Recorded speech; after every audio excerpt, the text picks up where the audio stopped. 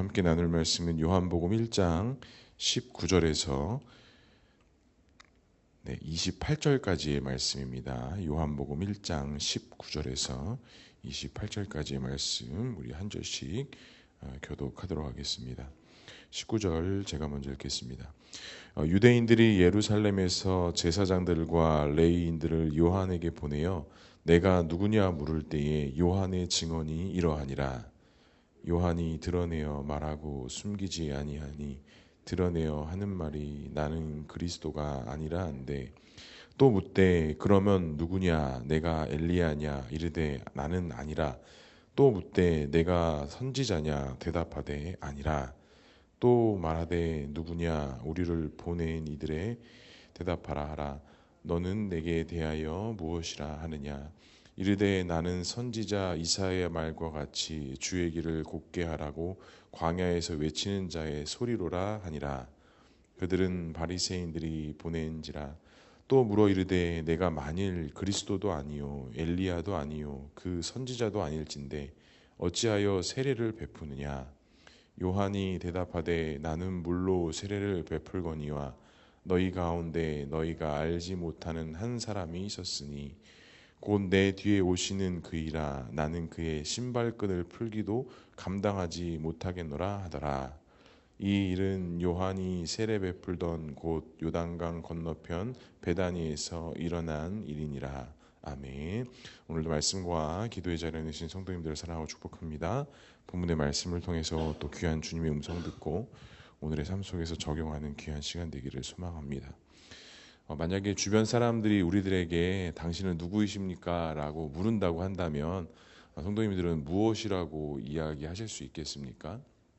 우리의 이름 석자를 이야기할 수도 있고 나는 어떠한 사람인지 또 무엇을 하는 사람인지 누구인지 아마 이렇게 말할 것입니다.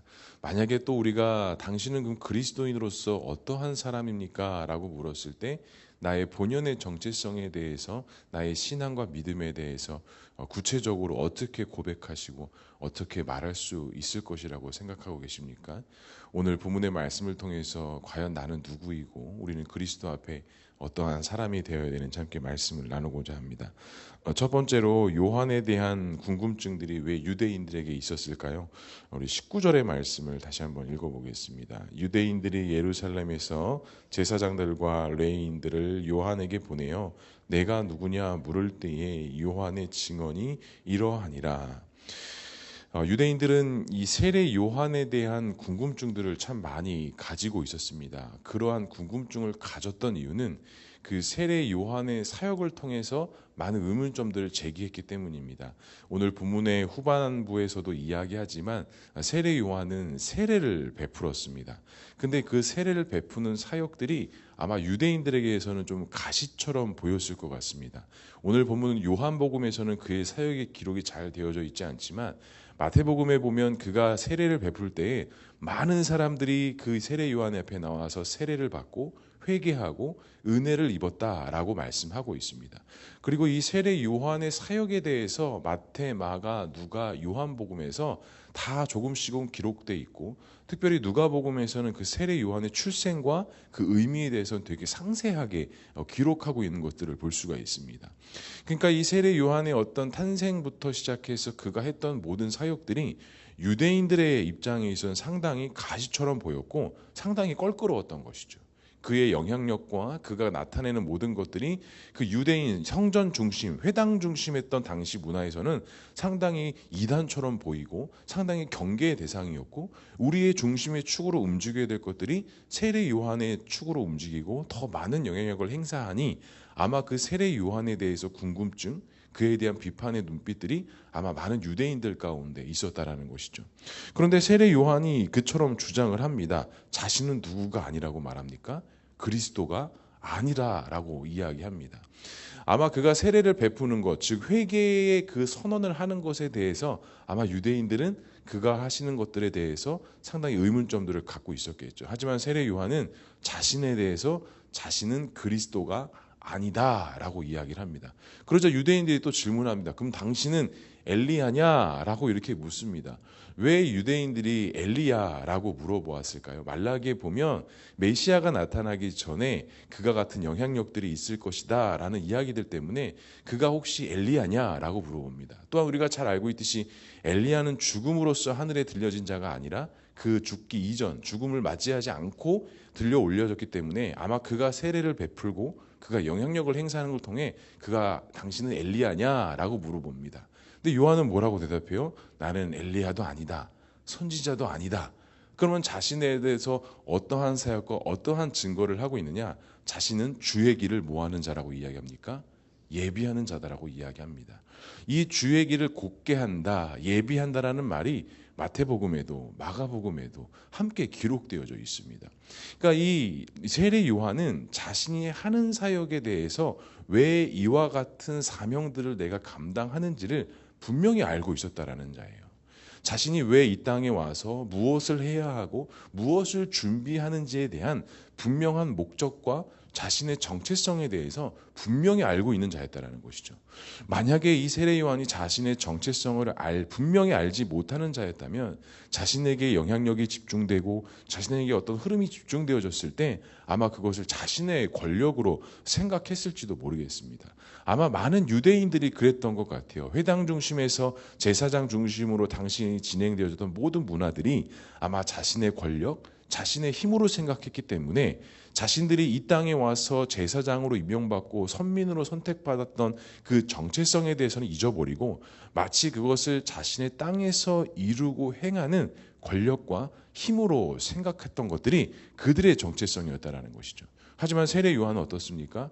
실제적으로 눈에 보여지는 영향력들과 힘들이 집중되었음에도 불구하고 자신이 누구인지, 자신이 무엇을 해야 하는지, 자신이 어디까지 어떻게 해야 하는지를 세례 요한은 분명히 알고 있었다라는 것입니다.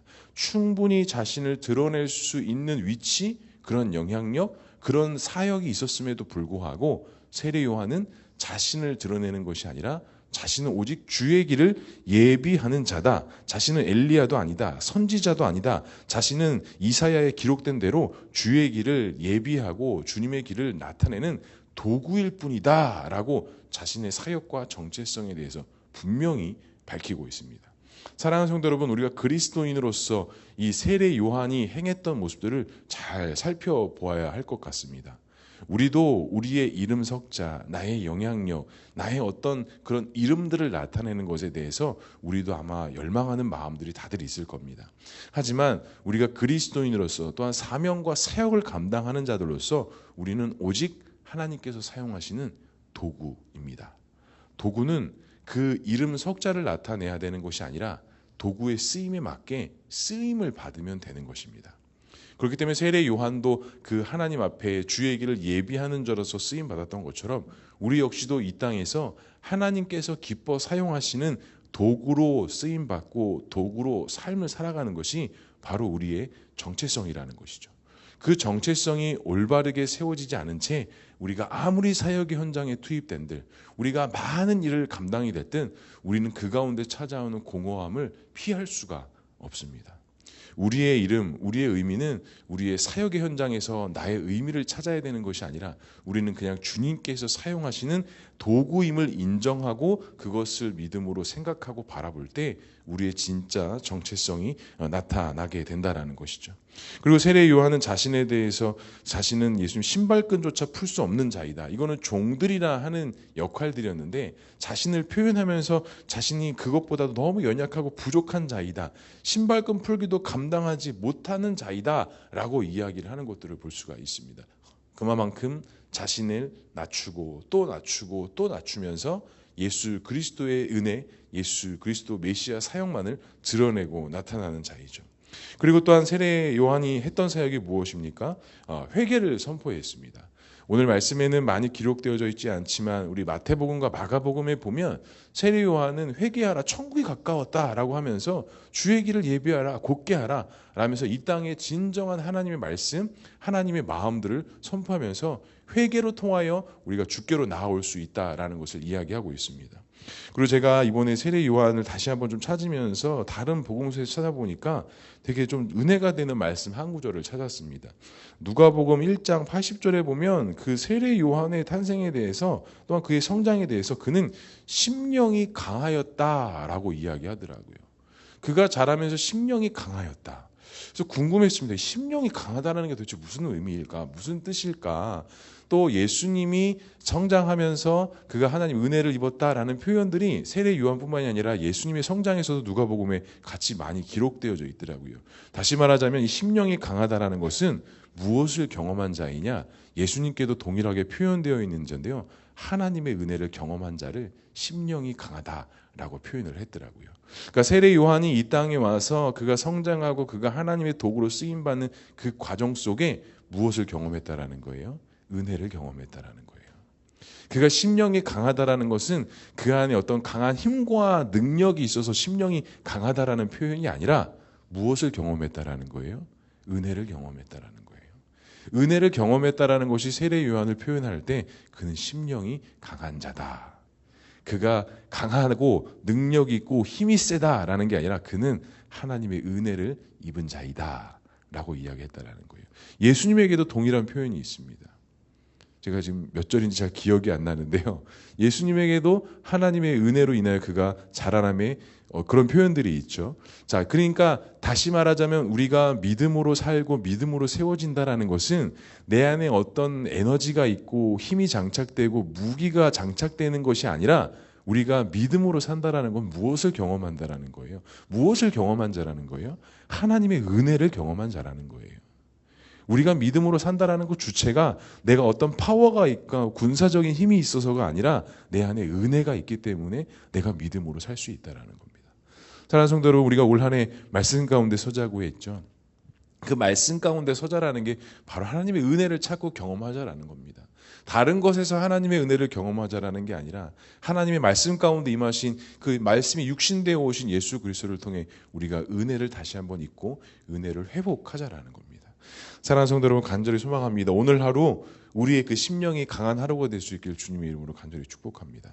하나님의 은혜를 경험하고 또 하나님의 은혜를 경험하고 하루하루 살아가는 것들이 그냥 하나님의 은혜를 경험하는 것을 우리가 믿음으로 고백하면서 오늘 하루도 주님이 사용하시는, 주님이 기뻐하시면서 사용할 수 있는 그런 믿음의 하루, 그렇게 쓰임받는 도구의 삶을 살아가는 우리 모두가 될 수 있길 주님의 이름으로 간절히 축복합니다. 말씀을 마무리합니다. 주의 길을 예비합시다. 주의 길을 곧게 합시다.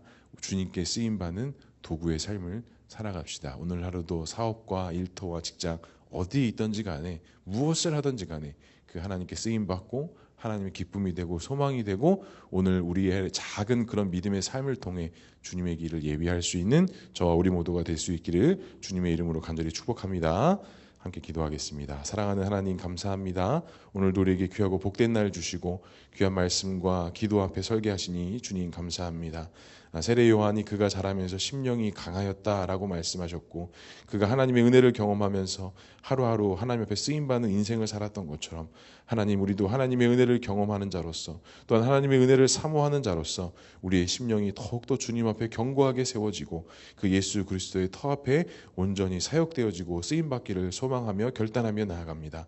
주님 도와주시고 인도하여 주셔서 오늘도 주님의 기쁨과 소망이 되게 하시고 오늘 하루도 우리에게 감사가 흘러넘쳐날 수 있는 귀하고 복된 삶 될 수 있도록 주님 인도하여 주시옵소서. 내 중심과 내 생각의 흐름이 아니라 말씀의 중심과 말씀의 인도하심에 따라 승리하는 삶을 살아가게 하시고 주님의 도우심과 인도하심 속에 나아가는 우리 모두의 삶, 그런 귀하고 복된 하루의 삶이 될 수 있도록 주님 인도하여 주시옵소서. 오늘도 많은 기도의 제목 가지고 주 앞에 나와 함께 기도합니다. 기도하고 간구할 때 주님의 특별한 은혜가 있게 하시고 하나님의 놀라우신 능력과 회복 가운데 오늘 하루도 다시 한번 기도의 힘으로 나아가는 우리 모두의 기도의 제목, 기도의 시간 될 수 있도록 주님 인도하여 주시옵소서. 하나님께서 함께 하실 것을 믿사오며 이 모든 말씀 예수 그리스도의 이름으로 기도합니다. 아멘.